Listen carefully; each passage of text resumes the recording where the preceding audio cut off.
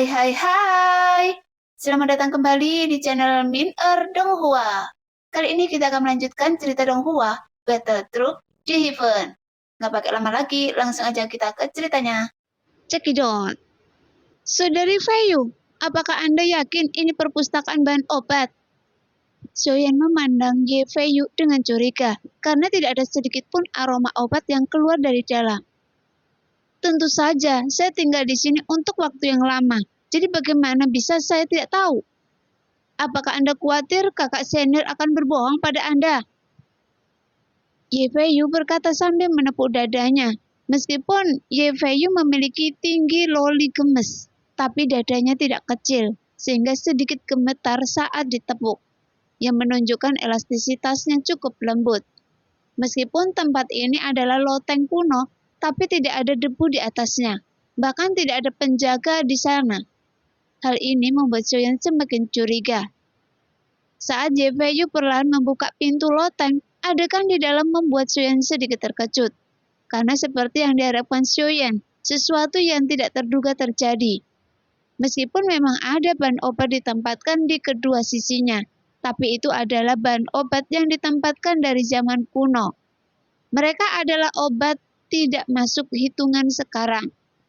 Segera Soyan perlahan mengulurkan tangannya. Saat jarinya baru saja bersentuhan dengan tanaman obat, berwarna hitam mirip Ganoderma lucidum. Tiba-tiba bahan obat tersebut terkoyak dan hancur berkeping-keping. Saudara senior Fayu, mungkinkah bahan obat ini ditinggalkan ketika Yang Mulia masih hidup? Xiaoyan bertanya dengan serius. Saya juga tidak tahu. Saya ingat loteng ini selalu ada di sini, tapi sepertinya sudah tidak ada bahan obat yang masih bagus. Ye Fayu juga meluruskan jari putihnya dan menyentuh bahan obat ini, tapi satu persatu bahan obat itu hancur dan diubah menjadi bubuk. Maaf saya juga tahu tempatnya. Ye Fayu tersenyum main-main, kemudian dua lesung pipi muncul di wajah cantik itu. Mendengar itu, Soyan hanya bisa menggelengkan kepalanya tanpa daya. Kemudian mereka pergi ke tempat berikutnya bersama Ye Fayu.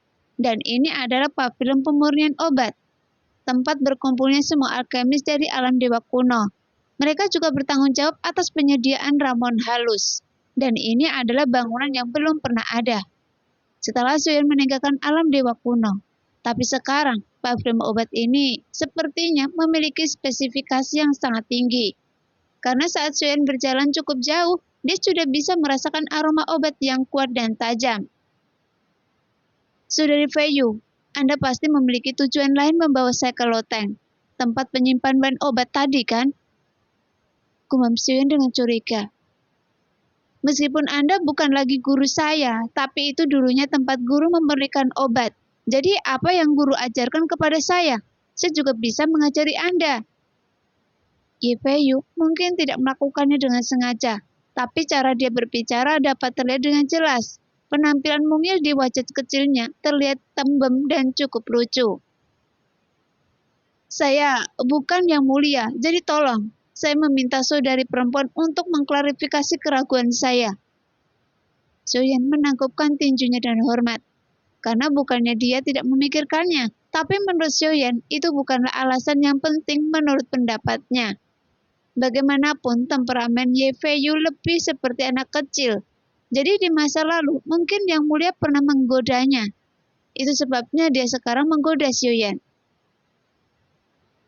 Anak kecil yang malas, di mana kakak perempuan? Membawa Anda ke loteng tua itu hanya untuk mengetahui bahwa semua bahan obat di dalamnya tidak ada gunanya. Tapi itu seperti masa lalu Anda. Jadi berlatihnya bertindak ceroboh. Sampai sekarang 1000 tahun berlalu kepada manusia, bahkan bagi mereka yang berada di bawah dewa perang. Beberapa gunung akan rata, beberapa lautan akan mengering. Meskipun perubahan di laut semuanya terburu-buru, tapi pernahkah Anda menemukannya? Meski bahan obatnya sudah hilang, tapi lotengnya masih ada.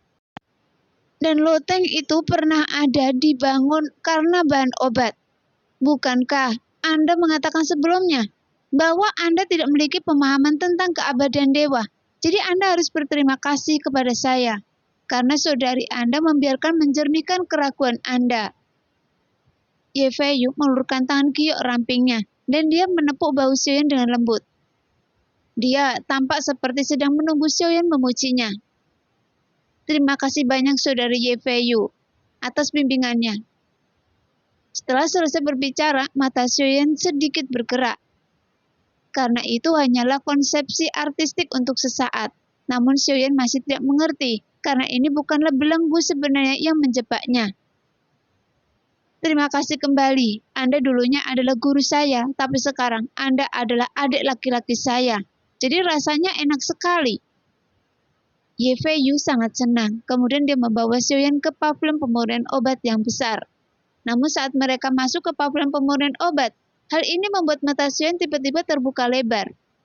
Karena seluruh pavilion pemurnian obat berbentuk bangunan yang melingkar dan dibagi menjadi lingkaran banyak platform. Bahkan ada alkemis yang duduk bersila di setiap posisi di atasnya dan terus menyempurnakan ramuan di dalamnya. Adik laki-laki, jangan kaget begitu, karena setelah pertempuran dengan Taisu dimulai, pil obat mujarab adalah perbekalan yang pertama harus dilakukan, karena permintaannya juga sangat besar. Dan pemurniannya terutama menyembuhkan dan mengisi kembali kekuatan semua orang. Jadi sekarang semua alkemis masih bekerja keras untuk memperbaikinya, untuk berjaga-jaga saat dalam keadaan darurat. Adik kecil, coba lihat bagaimana keterampilan alkimia mereka, dan teknik yang sempurna ini cukup spektakuler.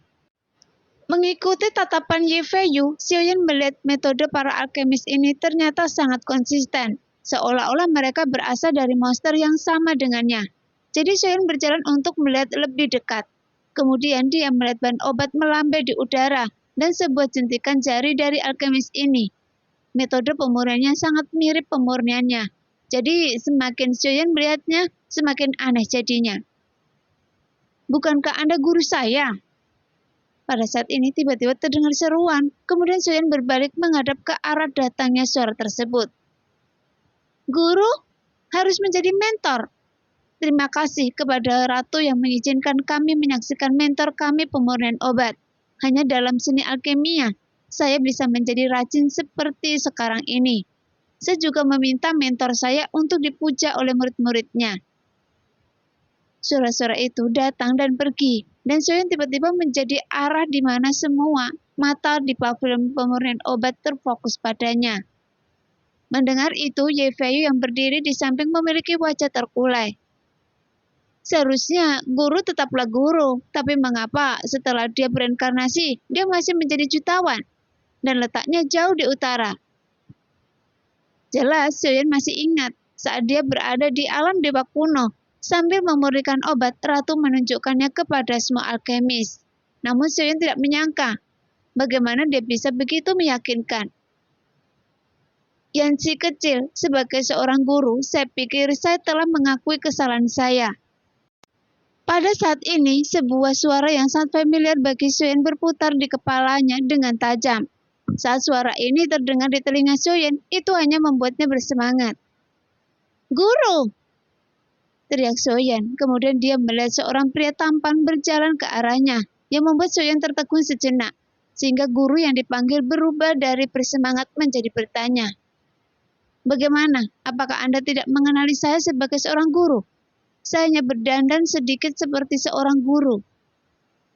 Jelas, dengan penampilan muda dan tampan lebih cocok menjadi guru. Adapun alasan mengapa Xiaoyan bingung. Jika dia mendengarkan dari suaranya, ini adalah suara Yalo. Tapi jika dilihat dari penampilannya, memang agak sulit membedakannya. Bagaimanapun sejak Xiaoyan bertemu Yalo terakhir kali, mereka semua terlihat seperti orang tua. Jadi Xiaoyan merasa sulit menerima penampilan gurunya yang terlihat masih muda, yang tiba-tiba untuk sementara waktu. Ya, murid telah tumbuh dewasa, tapi saya juga tidak peduli untuk menjadi seorang guru. Xiaoyan tidak bisa menahan diri untuk tidak memutar matanya. Sepertinya Anda tidak membutuhkan perhatian saya, kata Yalo sambil tersenyum. Guru, Anda tidak akan mencarikan beberapa simpanan untuk saya, kan? Kata Xiaoyan sambil menatapnya dengan curiga. Dasar ringan mulut. Hanya 2. tapi jauh lebih buruk dari anak Anda. Jelas, Yalo tidak akan membiarkan Soyeon pergi dengan mudah, jadi dia langsung berkata sinis. Adapun Ye Fei Yu berada di antara mereka berdua, karena perawakannya yang pendek, dia sepenuhnya diabaikan. Jadi dia menjilangkan lengannya, bahkan pipinya semakin membesar. Seperti tupai yang diisi buah pinus. Baiklah, sampai Ye Fei Yu berbicara untuk menghentikannya. Guru dan murid itu baru saja tenang dari lelucon mereka. Murid ini bukan hal baru untuk Anda, kan? Jelas, Ye Fei Yu belum selesai, kemudian dia melompat yang membuat Tuan Si bergidik hebat. Di antara guru dan murid, tidak ada yang tua atau muda. Ye Fei Yu mendengus dingin. Segera Soyeon juga mundur beberapa langkah, karena takut menyakitinya. Oke, lakukan bisnis. Saya membutuhkan beberapa bahan obat. Soyeon terbatuk 2 kali dan segera mengganti topik. Beberapa bahan obat? Sebagai penanggung jawab perpustakaan, saya memiliki banyak bahan obat. Jadi sebagai guru murid, katakan saja apa yang Anda butuhkan. Setelah mendengar kalimat ini, Soyeon akhirnya mengerti mengapa Yolo terlihat ingin menjadi musim semi saat akan turun hujan. Nah, demikianlah cerita hari ini. Terima kasih yang sudah menonton video Min-er sampai selesai. Sampai jumpa di video selanjutnya. Bye-bye.